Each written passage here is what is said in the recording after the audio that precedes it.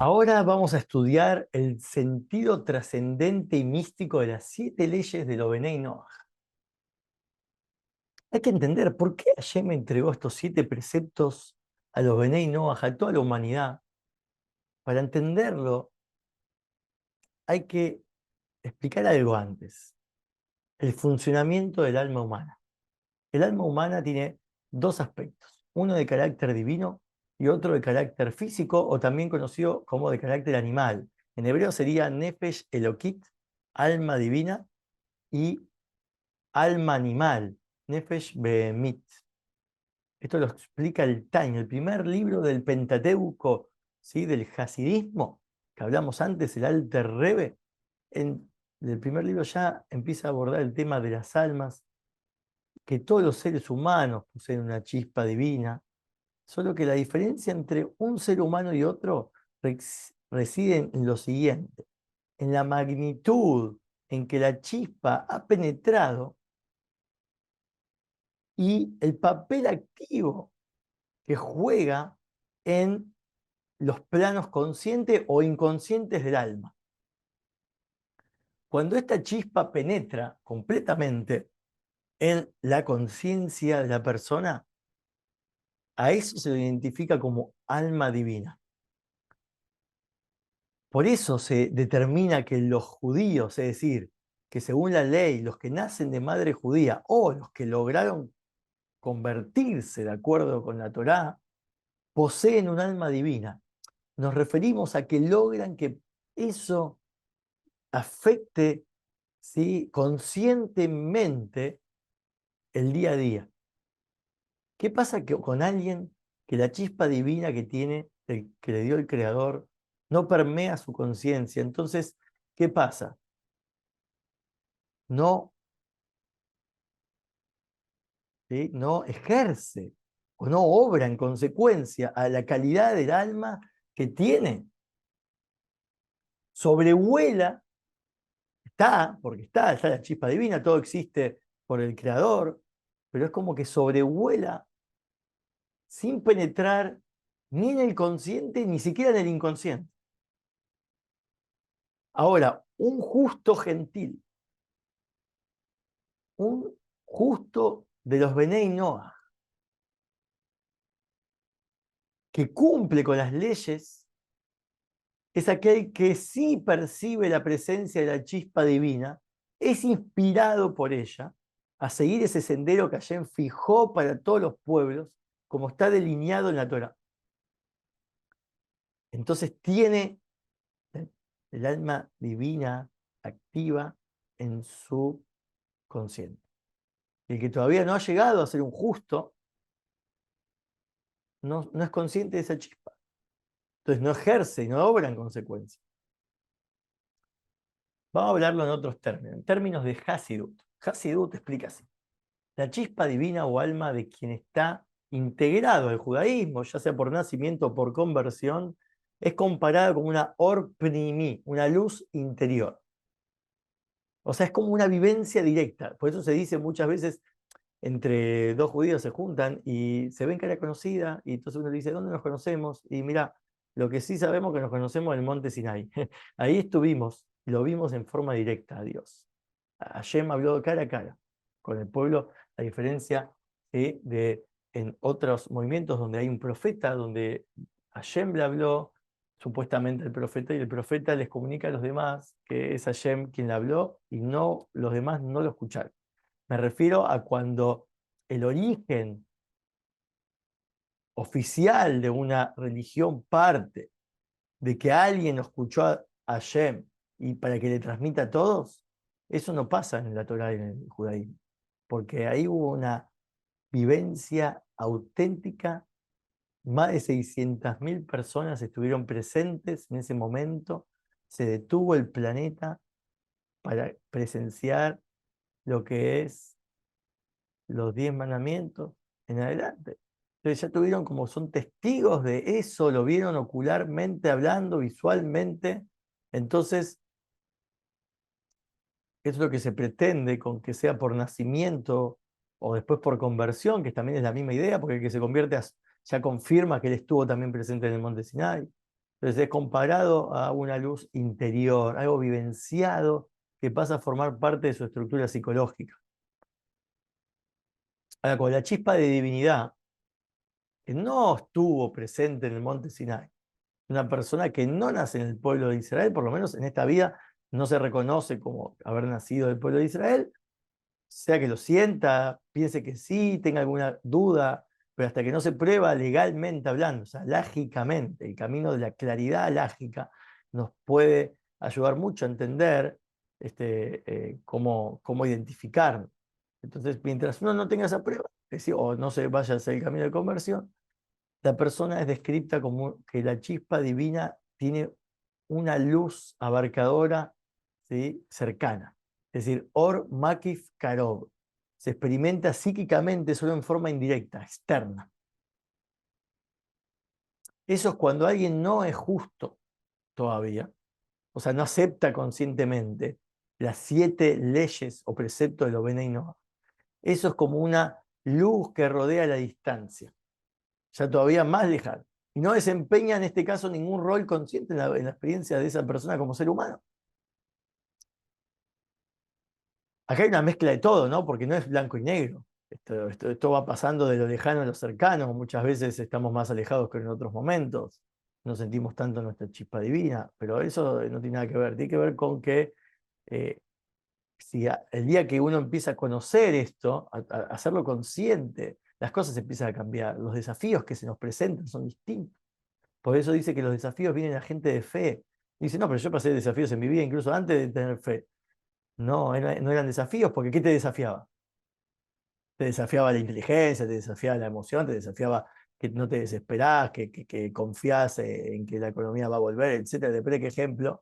Pero los desafíos reales son desafíos de fe. Los que Hashem te manda alguna que otra dificultad, ya sea externa o interna, pero en aras de ver cómo estás por dentro, cómo te manejas con tu fe. ¿Dudás? ¿Crees que todo va mal? ¿Negás a Dios? ¿Abandonás tus costumbres y leyes y preceptos que venías cumpliendo?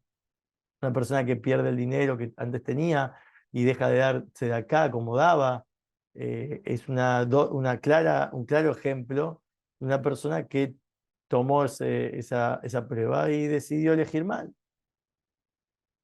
Porque a lo mejor es al revés, que a lo mejor te probó para ver si seguías dando, incluso que te faltaba para lo que tenías antes.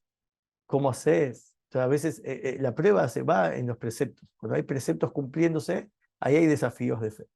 Cuando no se sabe de los preceptos ni se cumple, entonces queda como lejano. O sea, Hashem trata de comunicarse con toda la humanidad y tiene la chispa divina en cada uno, que es como si fuera un chip, ¿no? Que es como que en cualquier momento, en cualquier lugar, puede activar ese chip si quisiera, y lo quiere activar, se quiere comunicar. Pero como no lo escucha, no sabe de los 7 preceptos, entonces tampoco sabe con qué comparar, con cómo pasar un desafío. Entonces, ¿qué es elegir bien o mal? Yo qué sé, sí, pasé por un desafío, no sé si elegí bien, no sé si pasé el examen. Se pasa el examen cuando se elige bien. Y cuando se elige mal, siempre hay una oportunidad de volver a elegir bien en otra ocasión que te sirve para encontrar en esa dificultad una oportunidad de crecimiento. Incluso en el tercer caso, en el caso donde eh, uno está alejado totalmente y no consciente de nada y la luz lo rodea a distancia. Entonces, debido al refinamiento del carácter que resulta de estas pruebas y tribulaciones de la vida y de los encuentros dirigidos divinamente, ¿sí?, cuando los del pueblo de Israel introducen la belleza de la Torá a quienes no son del pueblo de Israel, entonces la chispa divina distante puede expandirse y acercarse cada vez más hasta que la persona, hasta incluso en un momento, quiere hasta convertirse al judaísmo. Se le cruza por la cabeza, por el deseo también. Esto es tomar para sí el pacto del pueblo hebreo. Convertirse es tomar para sí, asumir los 613 preceptos, obviamente los que están activos de todos esos 613, dirigidos a la enmienda y rectificación más alta de todas, trayendo así la revelación de la divinidad en el mundo, material y físico. Ahora, si tomamos en cuenta el talento potencial innato en cada persona de este mundo, todos los que incluso no son judíos también poseen una chispa divina. y el potencial para llegar hasta lo más alto. Entonces, todas las creaciones de Hashem están siendo traídas a la existencia continuamente, literalmente alentadas por medio de ello, de esta forma de Hashem de crear el mundo, pero por supuesto solo el ser humano es capaz de convertirse en judío. Es decir, la posibilidad de hacer todo este camino de ascenso en las piedras que tienen chispa divina, en las plantas, en los animales, no está. O sea, todo tiene chispa divina, pero lo que hay que entender es que si uno es un ser humano, entonces tiene el potencial de llegar hasta lo más alto. No es como otra criatura en el mundo. Entonces, los tres niveles de influencia que esta chispa ejerce sobre nosotros como seres humanos están aludidos en el comienzo de la Torá. Ojo, vamos a hablar de vuelta un aclaratorio. Esto de dividir a las personas en niveles es de acuerdo a cómo impacta la luz de Dios y de los preceptos de Dios sobre cada uno. Si es lejano, se llama el gentil que no es justo. Si es cercano, es gentil justo. Y si es interno, vivenciado, es del pueblo de Israel. Ahora, en una misma persona existen estos tres niveles. Eso es lo que hay que entender. Porque toda la escuela, no es que a mí, bueno, esto que le pertenece al sacerdote, a mí no me incumbe, entonces todas estas partes de la Torá las salteo, no, es divinidad pura, tiene una enseñanza para vos, para cada uno y uno, entonces esto también es así. Esto no es, yo ya llegué, ya soy esto, me defino, no es como una etiqueta, porque muchos de los hijos de Israel están alejados y no tienen conciencia de lo divino, y muchos de los que no son el pueblo de Israel hasta tienen mucha más devoción y pasión. Entonces, ¿cuál es la regla? La regla tiene que ver con esto, de cuán consciente se volvió y cuán alineado uno está con el camino correcto. Si uno está en el camino, después puede ascender. Es decir, si uno está en el camino alineado con en el caso de los Benei Noach, en los preceptos asignados, que no están así 7, ya veremos cómo se amplía en profundidad esto, porque está relacionado a la estructura del alma misma. Este es el capítulo más complejo y místico sobre esta idea, cómo se asocian con el alma de la persona. Hay que darle lugar a la paciencia, a la perseverancia en el estudio. Y ahí está alineado. Una vez que estás alineado, de la luz lejana pasaste a la luz cercana, de la luz cercana podés pasar a la luz vivencial.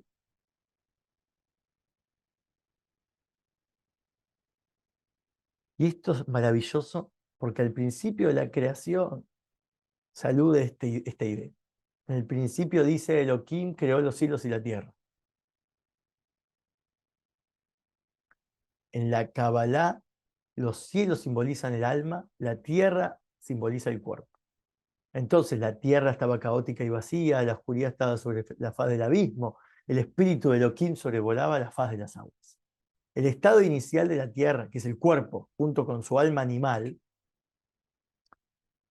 dice, la describe con tres adjetivos: caótica, vacía, oscura.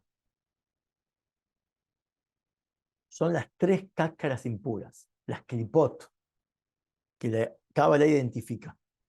Corresponde al estado inicial de una persona que no es judía cuando se aferra a lo terrenal. Y la chispa que tiene para ascender y cambiar y ser consciente de Dios está distante de ese estado que la puede influenciar y mejorar su vida. Entonces el espíritu de Elohim sobrevuela la faz de las aguas. Se refiere al estado del justo gentil, cuya chispa divina se siente como sobrevolándole. Y de cerca, que lo toca y no lo toca, muy de cerca en su conciencia. Los sabios enseñan que el espíritu de Elohim se refiere aquí al Mashiach, al ungido, al enviado de Hashem para redimir a la humanidad.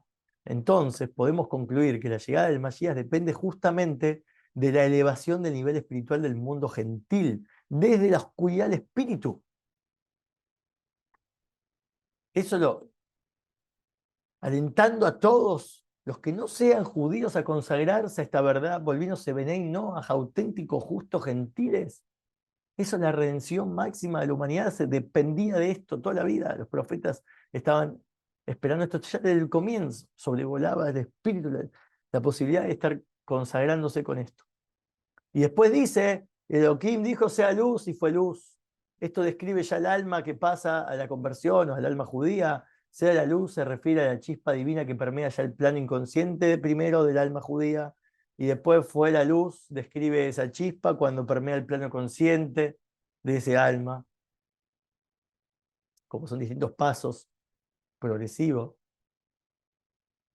Así lo mismo con los personajes históricos. Abraham fue la primera persona que integró esa chispa como una parte esencial e indiferenciada de su parte consciente o inconsciente del alma. Tanto consciente como inconsciente logró hacer esto. Con su luz interior pudo alumbrar todo su entorno. Por eso no es que Abraham nació de una madre judía. Él adquirió que la luz interior alumbre todo su entorno. En las palabras del profeta es que Abraham comenzó a radiar luz. Esto hizo que Abraham fuera el primer judío. En ese momento fue así. El nivel en que la chispa divina está presente en los aspectos conscientes o inconscientes tiene una profunda influencia sobre la naturaleza del alma animal de la persona. Tengamos en cuenta que el alma animal se divide en dos facetas. La intelectual se llama nefesh sihlit y la emocional o conductista. El alma animal está relativamente más refinada cuando se trata de alguien que ya tiene su chispa divina activa. Es decir, por ejemplo, la persona judía está relativamente, su alma animal, sus características, sus tendencias, al ser que tiene esa luz más vivencial, entonces está más refinado también o tiene más posibilidades, probabilidades de refinar su alma animal. Su aspecto intelectual está estructurado de una manera peculiar de pensar y razonar, capaz de comprender conceptos abstractos, sutiles. Es como que, viste que se dice que son creyentes hijos de creyentes. El pueblo de Israel, hasta el más alejado de todo, cuando se entera más o menos del asunto, de dónde viene, quién es y quiere acercarse, se ve muy rápido el avance que tiene, porque es como que es capaz de comprender innatamente lo que están hablando, porque ya cree, porque ya lo vivió, porque ya estuvo ahí en el monte Sinai. Obvio, hay personas que sus padres, sus abuelos, sus bisabuelos, aunque no sean del pueblo de Israel, o quizás en algún momento lo fueron, después se perdió el linaje por algún motivo, ya sea paterno, porque ya no es más materno, en ese caso se asociaron con madres que no lo eran, o por el motivo que fuese, por perder los papeles necesarios para probarlo, como sea. Y pasa mucho que también se sienten que rápidamente capturan y se ponen, desafían con la Torá y la entienden, lo captan, obvio, porque sí, porque lo tienen quizás de años, de generación en generación, se va instalando también los méritos y las cosas buenas que heredamos, no solamente heredamos las características negativas, bloqueos, etcétera, que vienen producto de los demás, también heredamos eh, toda la capacidad que tenían quizás de refinarse a sí mismos, ¿sí? Entonces, esto puede pasar, pero en forma general, aquí hablamos de un alma animal más refinada que tiene capacidad de razonar y pensar y comprender estos conceptos, y es un don que se prueba en el mundo. Ves como muchos del pueblo de Israel están en posiciones culturales, sociales, políticas, artísticamente hablando, científicamente hablando, lo que sea, siempre en algo creativo, se destaca por algo creativo o original en muchas áreas seculares de la vida. Esto no es casualidad. Y en la conciencia rectificada de este pueblo del libro, las pasiones están dirigidas a objetos permitidos por la ley de la Torá. Este es el ideal, ¿no? Por eso digo, estamos todos asimilados con todos, entonces hay un caos en todo esto. Esto es para entender, estudiar, como es claro, ¿sí? Como si el polvo no estuviese ahí en el diamante. ¿Está bien? El alma física de un justo gentil se asemeja mucho a la del judío en algunos aspectos. Entonces sus motivaciones también son consideradas como una mezcla de bien altruista y de mal o egoísmo. ¿Está bien? Pues, sin embargo, el estado de conciencia de alguien que no ha llegado ni siquiera a ser justo gentil, porque no internalizó todavía los preceptos, todavía no está ligado a Shem de esa manera, entonces oculta y bloquea la manifestación de sus motivaciones verdaderas, altruistas. Entonces, no se puede esperar que esta persona haga algún acto realmente altruista, siempre le va a buscar la vuelta para que tenga algún interés y una ganancia. ¿Está bien? Entonces le cuesta ser un altruista pleno. Cuando el alma divina se revela, por ejemplo, en el judío, siente un amor incondicional hacia todas las creaciones de Hashem porque comprende cabalmente que en todo hay una chispa del Creador, con la diferencia citada antes entre los seres humanos y las demás criaturas. La persona amará el bien que hay en el mundo y rechazará el mal que oculte, pervierte y corrompa ese bien intrínseco. Este es el ideal. ¿Estás sintonizado con esto?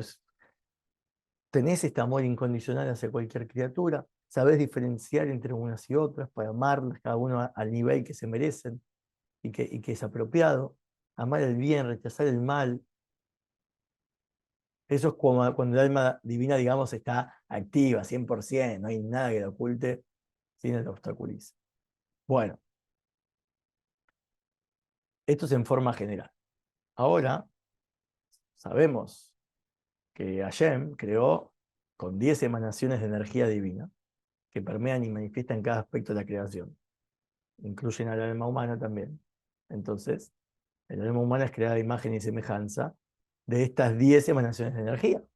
Entonces, todos los seres humanos vienen a este mundo con 10 sefirot. Obviamente toda la estructura del mundo viene con 10 sefirot, ¿eh? Todo tiene algo de todas estas 10 sefirot, porque es la estructura, ¿sí?, de todo este universo. Pero al ser humano fue dicho que creado a imagen y semejanza, entonces tiene mucha más relevancia estudiar cada uno de los 10 sefirot.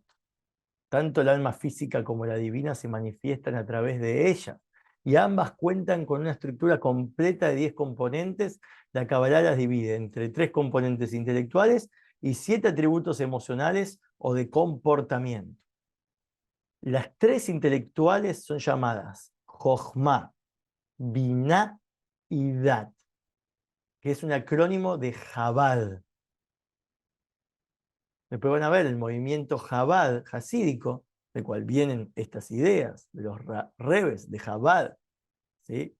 Que son 7, desde el Alter Rebbe que hizo el Tanya en adelante, son todos descendientes de David, y van a ver por qué Chabad tiene 2 motivos por qué se llama así. Chabad es porque estudian la sabiduría Jochma, el entendimiento Binah, y date el conocimiento. Estas palabras en español dejan mucho que desear porque cada uno la va a entender distinto, porque va a asociar sabiduría con otras veces que aparece sabiduría en su vida, y entendimiento y conocimiento. Mejor es siempre aprenderlas desde cómo se describen y definen. Jochma, Binaida, Chabad. Una forma por cual se llama así, porque ellos son los sabios y rebes líderes que entregaron la Kabbalah, pero de una forma que cualquiera que tiene un intelecto en el cerebro puede digerir. Antes la Kabbalah estaba libre, es decir, libre me refiero a algo negativo, que si no eres una persona de visión innata, de fe, leías y todo te parecía extraño, raro, confuso, caos, como el primer principio de la creación. Todo es caos, confusión, oscuridad, estás en las cáscaras impuras. Después venía un gran maestro que tenía esa visión, esa fe, esa profecía, y con sus poderes, es decir, de tocarte, de hacerte ver, pero no lo entendías, te hacía ver él. Si perdías el contacto con él, no entendías más nada, porque él te adentraba ya al mundo donde en tu inconsciente empezabas a sentir algo de todo esto. Pero no se hacía consciente, no se hacía práctico en tu intelecto. Después vinieron los rebes hasídicos de Chabad, por eso se llama así, porque alinearon todos estos conocimientos en este Pentateuco, el Tanya, y todos los comentarios al Tanya, son 7 rebes, es decir, 7 generaciones desde el primer Tanya. Entonces hay un montón de texto y conocimiento para poder conectar la Jojomá, la Binah y el Dat de las personas a lo que antes solo se entendía por profecía o por visión. Entonces, estas son las 3 primeras, o se llaman también 3 cerebros, Mojín, y después están las 7 sefirot emocionales, que son Gesed, Geburah, Tiferet, Netzach, Od, Yesod y Malhut. En este caso las podemos traducir como bondad, rigor, belleza, victoria, reconocimiento, fundamento y reinado, que son también las 7 midot, atributos, o las 7 inferiores. Ahora, compararlos entre sí, el alma divina expresa más que nada las 3 primeras, Jabad, y los aspectos físico-animales, las 7 inferiores. Esto quiere decir que el lado emocional y conductual del alma divina está subordinado al cerebro, motivado, dirigido y controlado primariamente por su lado intelectual. Mientras que a la inversa, el lado intelectual del alma físico-animal está subordinado o sirve a los intereses de su lado emocional y de comportamiento. Por eso cuando decimos que el alma divina es intelectual en esencia y que el alma física-animal es emotiva, estamos hablando de que la influencia dominante en cada una de ellas, ¿sí?, solamente a eso, por como ya dijimos que cada una posee una estructura, porque cada alma posee 10, no unas 3 y otras 7. Solo que estamos hablando en cuanto al nivel de subordinación que una tiene a la otra. Y de hecho cada una es interinclusiva, o sea, contiene el reflejo de todas las demás. Una de las enseñanzas básicas del misticismo judío es que todo conjunto de objetos posee la propiedad de la interinclusión, que es como un holograma, donde cada elemento del conjunto refleja y manifiesta a todos los demás. O sea, que cuando decimos que el alma divina es principalmente intelectual, estamos implicando que el intelecto es la capacidad del alma de percibir divinidad directamente a través de los instrumentos provistos por los sentidos interiores espirituales del alma. La vista espiritual es la Jojma, el oído espiritual es la Binah, y el gusto espiritual es el Dat. Por eso decía de no traducir, quedarse solo con las palabras traducidas al español, porque cuando vamos estudiando estas palabras van asumiendo otras características más desarrolladas y nos dan más riqueza al entender, que si las definimos como sabiduría, entendimiento, conocimiento. ¿Está bien? Porque va a abundar en internet y en todos lados, va a encontrarse con estas palabras, pero no siempre se refieren a lo mismo, siempre se refieren. ¿A qué Josma estamos hablando cuando se habla de Josma? ¿A la Josma físico-emotiva o a la Josma del alma divina? No es lo mismo. Es la que ya está subordinada. Es decir, por ejemplo, uno tiene ganas de hacerse un viaje, un paseo, y descansar, pasear. Pero viene de las ganas, del deseo, viene de algo emocional, de la bondad que te querés hacer con vos misma. Ahora el intelecto tiene que participar. ¿De qué forma va a participar? Si es subordinada a las emociones, y si vos ya el deseo lo tenés y no te va a cambiar de parecer nada que te digan, entonces vas a usar el intelecto para armar justamente el plan. Cómo comprar los pasajes, cuánto gastar, qué necesito, hacer los trámites. Esto lo hace el intelecto. Busca la manera, en qué momento de tu agenda hacer cada cosa. Y la estrategia, el plan y la implementación. Después va a tener mucho que ver con el deseo, ¿sí?, estimule al resto de las partes del cuerpo a moverse. Pero el intelecto está subordinado al deseo. Ahora, cuando es divino, es al revés. Hay un propósito, una meta. El intelecto te dice, está acá, este es el precepto, hay que hacer esto. No sé cómo lo vas a hacer, pues pensemos juntos para lograrlo. Y la emoción dice, no siento nada de esto, me hablas de un destino que desconozco, no le siento cariño, no le siento aprecio, mucho menos deseo de ir. Entonces el intelecto ahí tiene que trabajar duramente, meditar, reflexionar para que el destino divino que te asignó Dios, el propósito, el precepto, cual sea, sobre cada precepto hay que enfocar esta misma estructura. Entonces, para que uno tenga deseo, lo tenés que hacer nacer. Es al revés, ahí las emociones están subordinadas al intelecto.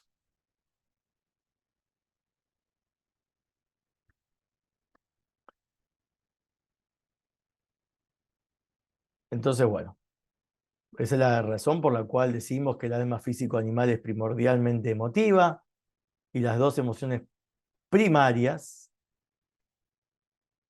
amor y temor, se refieren a la atracción hacia aquello que en apariencia es grato y placentero y a la repulsión y al rechazo de todo lo que es peligroso o desagradable. Podemos concluir que el alma divina está orientada hacia Hashem, mientras que el alma físico-animal está orientada hacia sí misma. Y ambas almas poseen una sefirá adicional que se llama Keter, corona, que se relaciona con los niveles supraconscientes del alma. Eso da origen a la elección que el alma realiza para decidir qué parte de su naturaleza consciente predominará, si es el intelecto o las emociones. La corona del alma animal elige que los atributos emotivos dirigidos al yo sean la fuerza motivadora predominante, mientras que la corona divina elige que las facultades intelectuales perceptivas estén enfocadas en ayer. Entonces, la corona a veces toma el lugar de la sefirá de Dat, en el orden de las 10, ¿sí? Ya que una es reflejo de la otra. La corona en el reino supraconsciente del alma y el conocimiento en el alma consciente. Juegan un papel, colección. Entonces se reemplazan para entender cuando ya está activa o cuando todavía está en forma de corona, de deseo hacia la influencia, o cuando ya se influenció por el DAT. Entonces una es origen inconsciente y la otra es consciente, del libre albedrío. Entonces cuando uno está el DAT, la corona junto con la sabiduría y el entendimiento, porque ahí está solo Jochma y Binah, está Keter, Jochma, Binah, van a ver algunos árboles hechos así, o sea, árboles, me refiero a la Sefirot, hecha en árbol, ¿no? El árbol de la Sefirot. Y esto compone, llamado como el componente de las facultades intelectuales, ahí la corona es el origen inconsciente de la sabiduría, de la Jochma, el lugar donde los destellos de la inspiración emergen desde esas profundidades inexploradas del alma. Cada una de las sefirot recibe un nombre descriptivo de su rol característico en la realidad. Y se las representa normalmente en un esquema de 3 ejes verticales, como está en la imagen, ¿sí? Por eso es el árbol, este es el árbol, estamos construyendo el árbol. Tenés a Jochumá del lado derecho, junto con Gesed, junto con Netzach, o sea, sabiduría, bondad y victoria.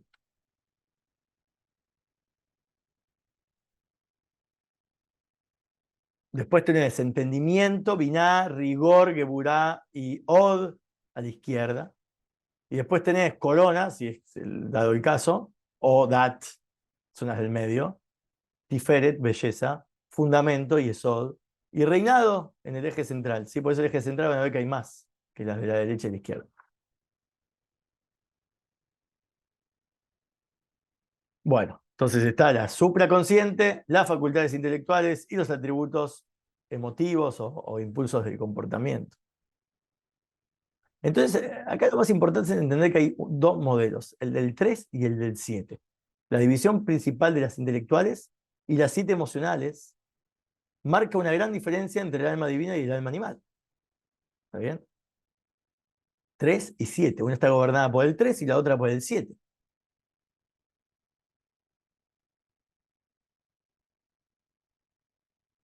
Y esto,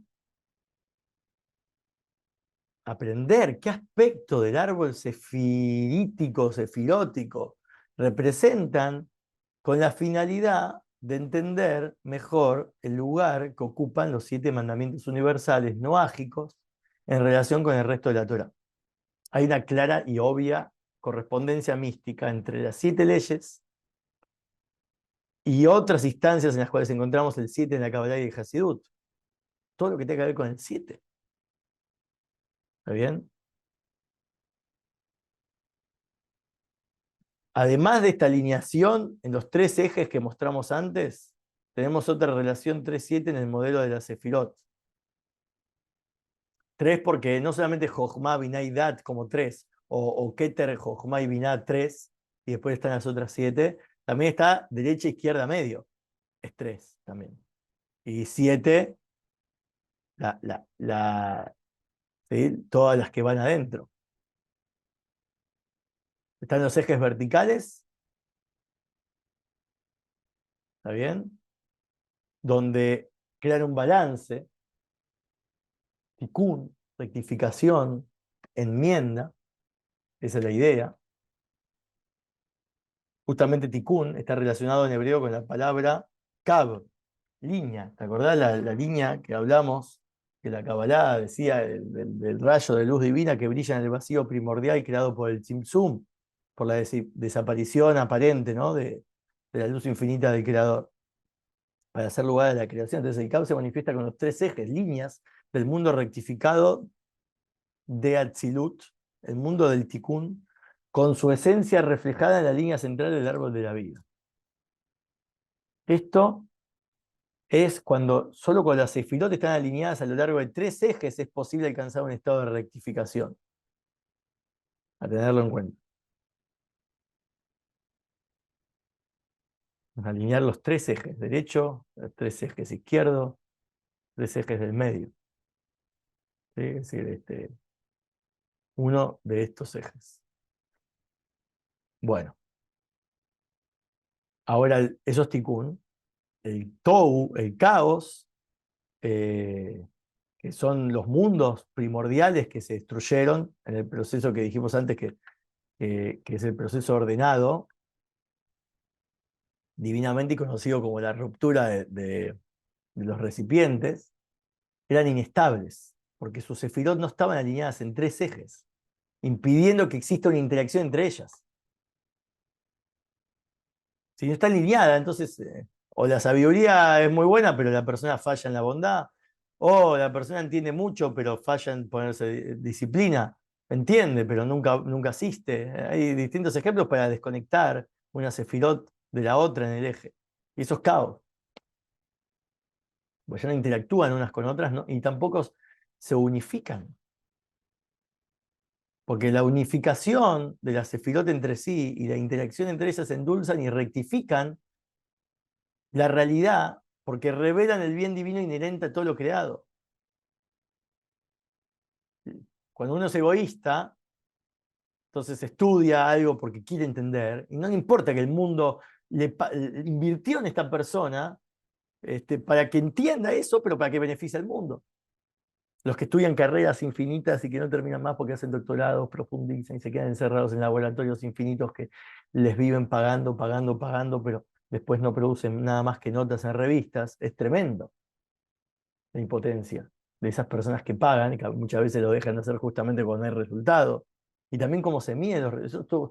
Todo un camino, ¿sí? que puede terminar en el egoísmo máximo, porque ahí no está alineado el eje, no hay bien divino inherente a cada una de estas facultades. Uno vino con estas facultades para alinearlas también para cumplir preceptos prácticamente. Están hechos para eso. Entonces, los 7 niveles, pero los 7 niveles horizontales, que son los peldaños energéticos de la escalera de Jacob. Jacob veía una escalera, todo subía y bajaba, los ángeles, que se elevan desde la tierra hacia el cielo. De ahí, el número 7 está relacionada con el ascenso y el descenso a través de las 10 sefirot, como lo hicieron los ángeles de la escalera. Las sefirot actúan al unísono, están organizadas jerárquicamente, de modo tal que la corona, el Keter, es superior a Jochma y Binah, etc. Entonces, cuanto más elevado es más espiritual la manifestación en la realidad. Entonces, el 7 refleja el orden jerárquico de la Sefirot. ¿Sí? Después esto lo pueden ver en un dibujo. Hay que hacer el dibujo de las tablas. Se los paso, el dibujo, si necesitan, pero hay que dibujarlo para entender mejor esta idea. Están los tres ejes, ahí se entendió, vertical, y después está horizontalmente, es de acuerdo al nivel de impacto o de jerarquía que tiene en la realidad. Del 1 al 7, el 7 es el más bajo. Comprender la segunda relación 3-7 requiere una introducción al concepto de sinorot, canales, que conectan una sefirá con la otra. Hay 22 de esos conductos que corresponden a las 22 letras del alfabeto hebreo y que se dividen en 3 grupos, de 3, de 7 y de 12 letras. Esto está en el Sefer Yetzirah. El árbol está, ¿viste?, conectado con líneas. Son 12 conductos diagonales que van conectando unas a otras. Es muy profundo todo este tema, obviamente no es para aprenderlo enseguida, ni tan necesario todavía. Pero se pueden ver, hay 3 conductos horizontales que conectan las 3 sefirot del eje derecho. 7 verticales que conectan a Sefirot que se encuentran en el mismo eje vertical, y después están los otros 12 conductos diagonales. La capacidad de conectar la derecha con la izquierda está comparada en el misticismo judío con el fenómeno de la paradoja, o sea, sostener los opuestos, Nesiat Afahim. Es la habilidad de sostener los opuestos que no implica mengua alguna en ningún aspecto de ellos, ¿sí? O sea, es permanecer cada opuesto en su estado original. Esa es la paradoja.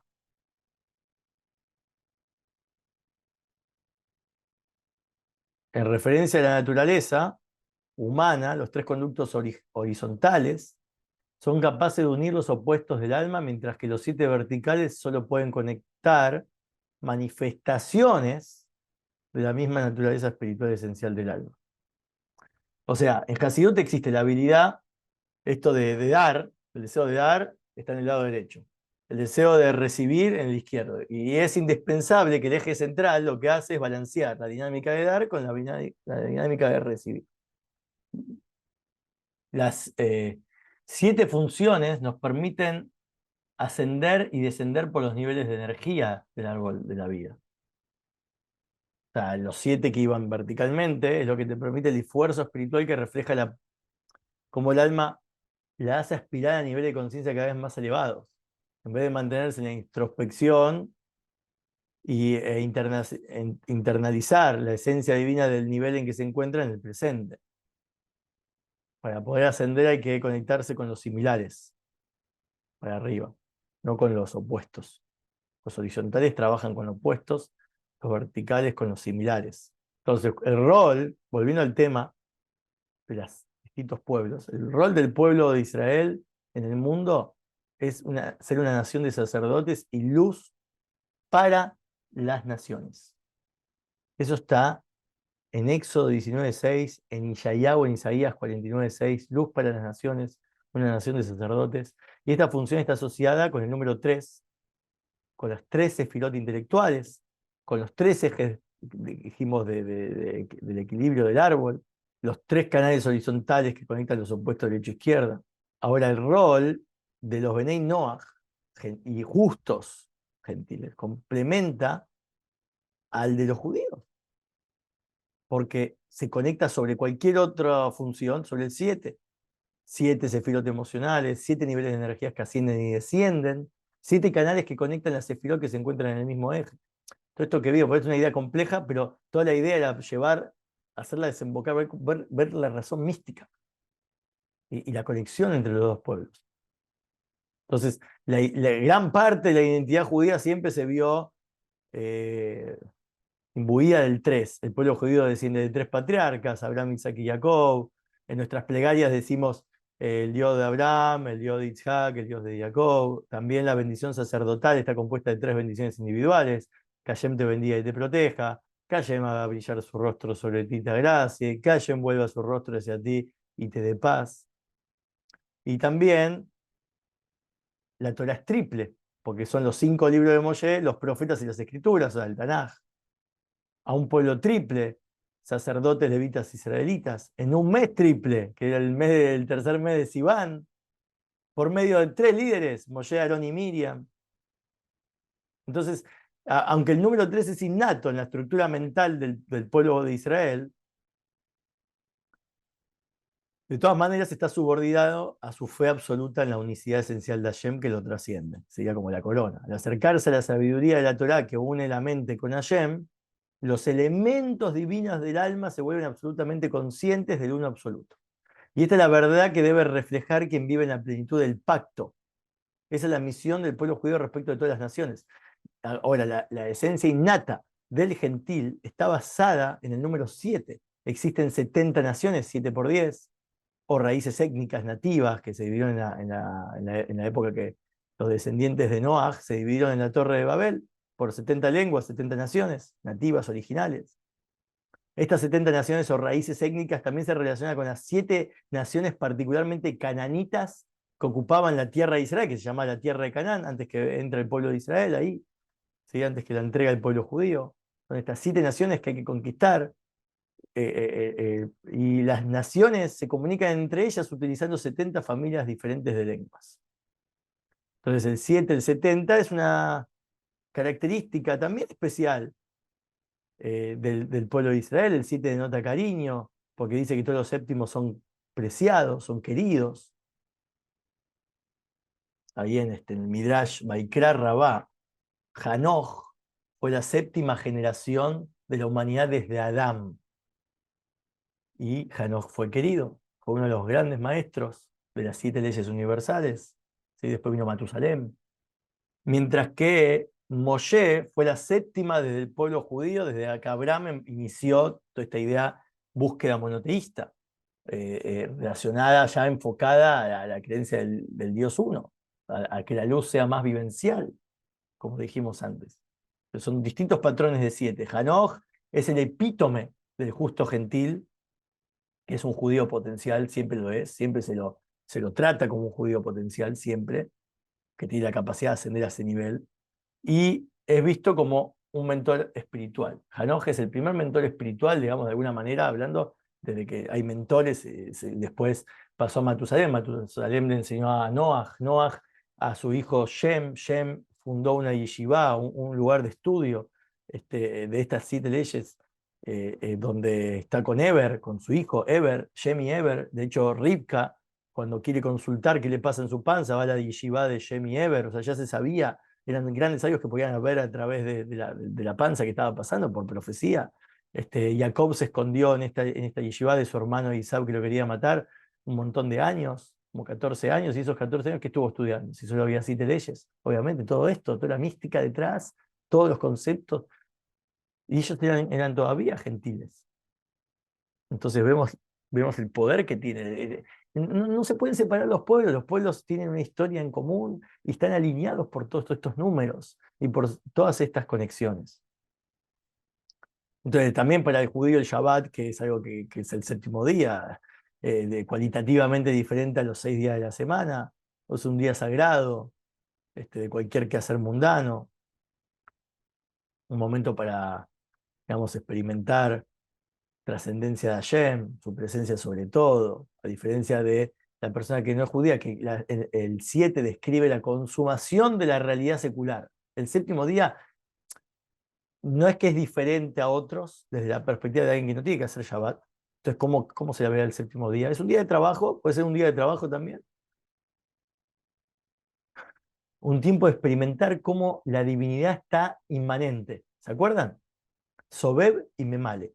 El judío haciendo Shabbat se obliga a separarse del resto de la semana y hacer algo distinto y diferente, difícil, exigente y trascendental también, que es Sobeb, experimentar cómo Dios rodea toda la creación. En cambio, la persona no judía no hace Shabbat, pero entonces, ¿cómo vive la semana? Conectado cada día con la inmanencia divina, cómo Dios penetra en cada una de las cosas por providencia divina, está dentro de todo. Es una forma de conectarse con Dios tremendo. Y además, 70 es el número de los descendientes de Jacob, también justo eran 70 la familia entera que entró a Egipto a vivir ahí, cuando estaba Yosef todavía como virrey. También hay 70 ancianos que Hashem le asigna a Moshe a convocar para servir de Sanedrin, de Corte Suprema, la ley de la Torá. Y los 70 ancianos eran necesarios para dar expresión a las 70 caras también que tiene la Torá. Acá el Maimónides lo explica esto sobre un comentario que hace sobre números 11 y 16, o está el Midrash Rabá de números de Bamidbar 13 y 15, ahí se puede buscar esta idea de las 70 caras. Más tarde el Todopoderoso, Hashem, le ordenó a Moshe que al entrar a la tierra de Israel junta algunas rocas grandes y escriba claramente el texto de toda la Torá sobre estas rocas, en 70 lenguas. O sea que la Torá es traducida y escrita en las piedras estas en 70 lenguas por Moshe, o sea que no llegó a hacerlo, lo hizo Yoshua, que son las 70 lenguas de las naciones del mundo. Ahí tenemos la conexión de la Torá con las naciones del mundo.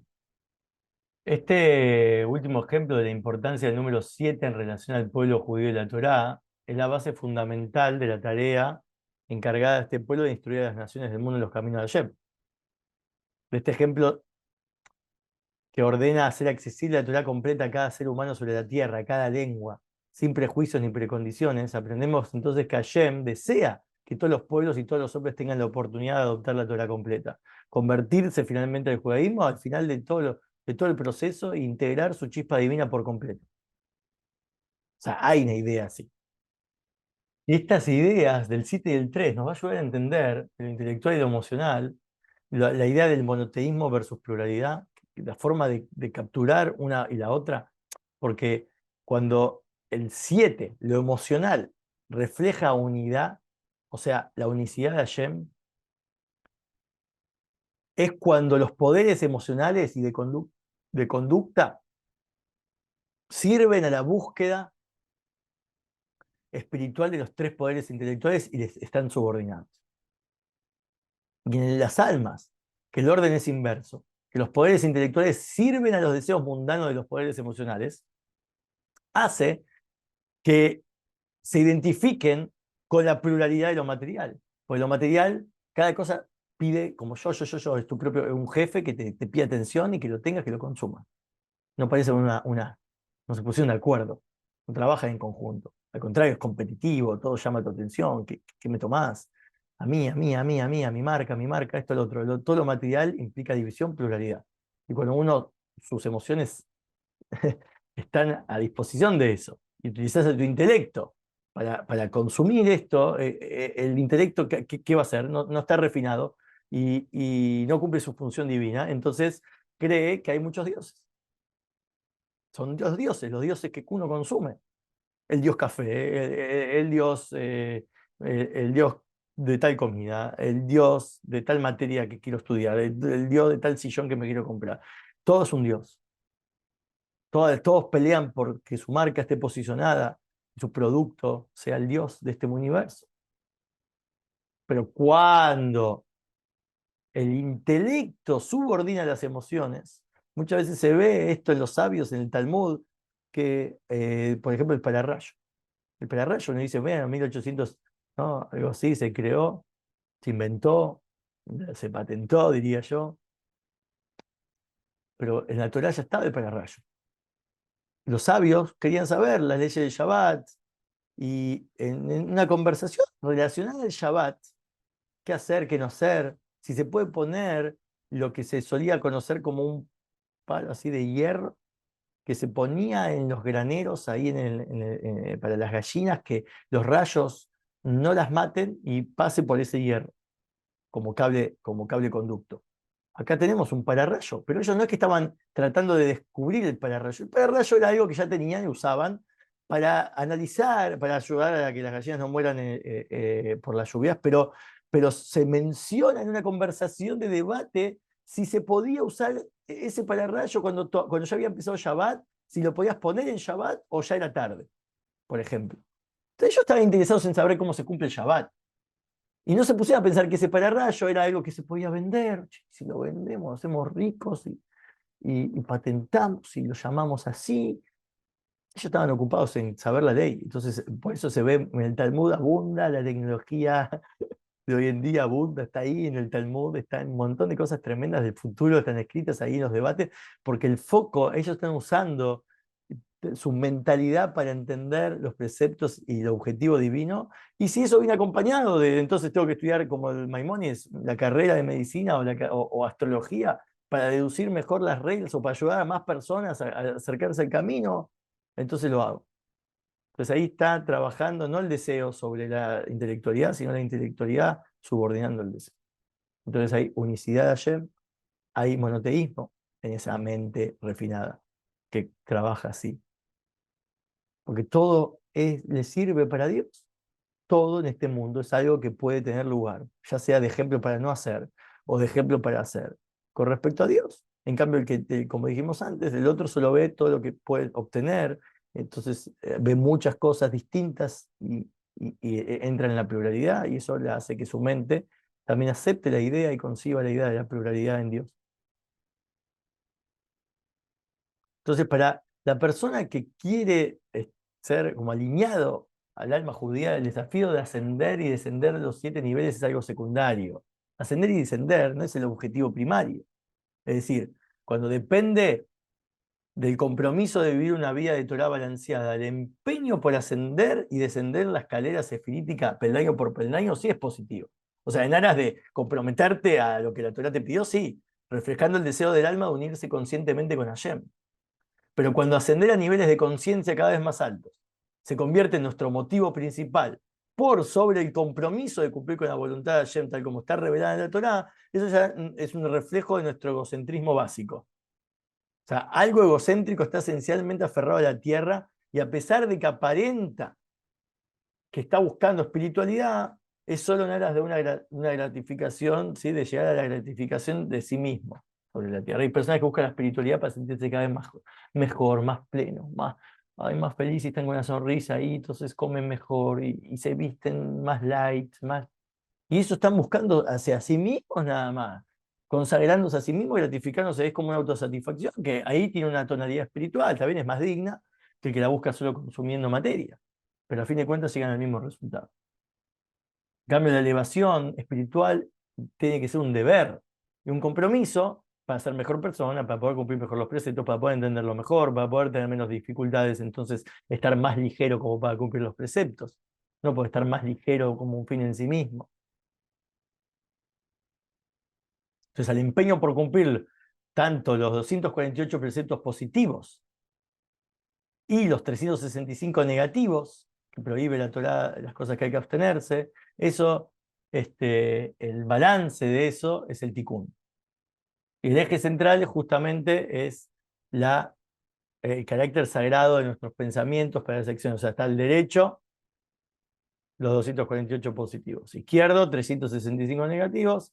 Y el eje central es pensar, hablar y hacer en contexto de los 613 preceptos o inmersos mientras estamos en algún emprendimiento mundano, ¿sí? Pero que se corresponda a algo sagrado, ¿no? Entonces, acá es la unión de los opuestos y no los similares, como vimos antes. Hay un dicho jasídico que dice: no siempre tienes el lujo de viajar sobre un puente de hierro. A menudo los puentes en la vida son angostos y frágiles, pero de todas maneras, el alma judía comprende que los puentes deben ser construidos y utilizados, incluso si no aparenten ser los ideales. O sea, que las sefirot intelectuales estén subordinadas a las emociones del comportamiento, eso hace que esté comprometido más a lo mundano, por naturaleza. Entonces las 7 leyes fueron justamente para corregir este distanciamiento de lo divino y celestial que hay en la naturaleza de estas personas, y así rectificar la conciencia rumbo a su enmienda. Ese es su tikkun, para colaborar con la llegada del Mashiach y la redención verdadera y definitiva, que justamente trae como consecuencia la revelación de Hashem en el mundo físico, donde todos vamos a ser una humanidad con paz, ¿sí? Unidos, servindo a Dios una misma lengua. La persona que se compromete con los mandamientos de los Benei Noah experimenta un refinamiento de sus 7 poderes emocionales y de comportamiento de su alma. Los aspectos físicos del individuo empiezan a servir a su intelecto, permitiéndole ver a través de los 3 niveles superiores del alma y vislumbrar al uno. Entonces, al adoptar las 7 leyes de Noah, el individuo alcanza a comprender que la rectificación solo se logra subordinándose a la Torá y lo que está definido en sus normas y preceptos. Esto es opuesto a la noción común y aceptada generalmente que los que nos acercará a Shem es un deseo indomable de ascender espiritualmente. La gente busca la espiritualidad para arriba, cuando acá hay que buscarla al contrario, en que se alinea a los preceptos de la Torah, no a ascender espiritualmente.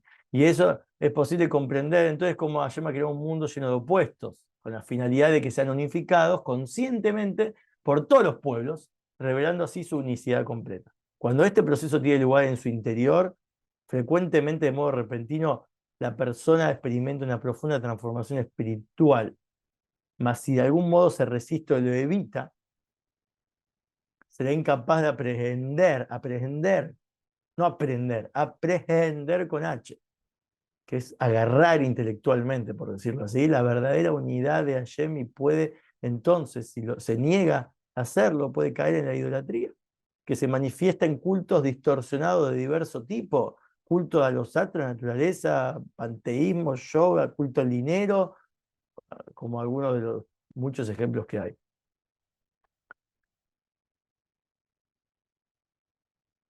Todos ellos son formas de idolatría, desde que toman por objeto de culto algo distinto a la Yemun.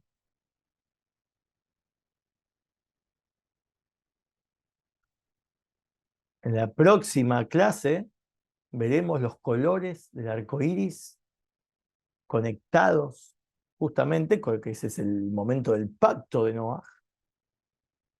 El pacto que se hizo fue junto al arco iris y cómo los arcoíris también, los colores nos enseñan esta idea del 7.